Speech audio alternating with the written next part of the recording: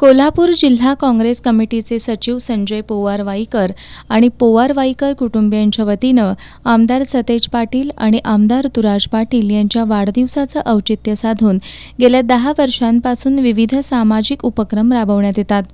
याचाच एक भाग म्हणून आमदार तुराज पाटील यांच्या वाढदिवसानिमित्त रविवारी कोल्हापुरातील बालकल्याण संकुलातील मुलामुलींना आमदार तुराज पाटील यांच्यासह मान्यवरांच्या हस्ते 100हून अधिक रेनकोटचं वाटप करण्यात आलं।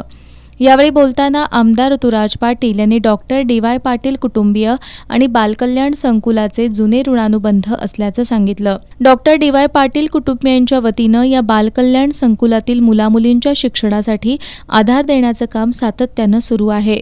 शिक्षण घेऊन मोठं झाल्यानंतर निराधारांना आधार देऊन त्यांना घडवण्याचं सत्कर्म केलं पाहिजे असं आमदार पाटील यांनी सांगितलं। काँग्रेस कमिटीचे सचिव संजय पोवार-वाईकर आणि पोवार-वाईकर कुटुंबियांच्या वतीनं राबवण्यात येत असलेल्या सामाजिक उपक्रमाचं आमदार तुराज पाटील यांनी कौतुक केलं।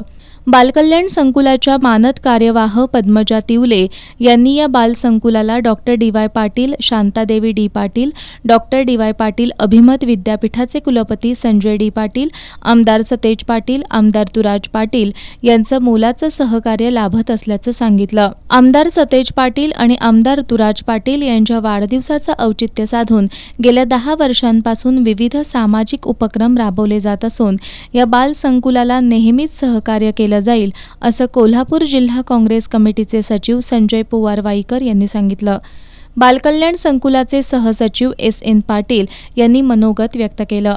यावेळी माजी स्थायी समिती सभापती शारंगधर देशमुख, मधुकर रामाणे, दुर्वास कदम, संतोष पोवार-वाईकर, कोल्हापूर कृषी उत्पन्न बाजार समितीचे संचालक सुयोग वाडकर, युवक काँग्रेसचे उदय पोवार, NSUIचे अक्षय शेळके, संजय भगत, T.M. कदम, नजीरा नदाफ, P.K. डवरी, द्रौपदी पाटील यांच्यासह बालसंकुलाचे पदाधिकारी कर्मचारी उपस्थित होते।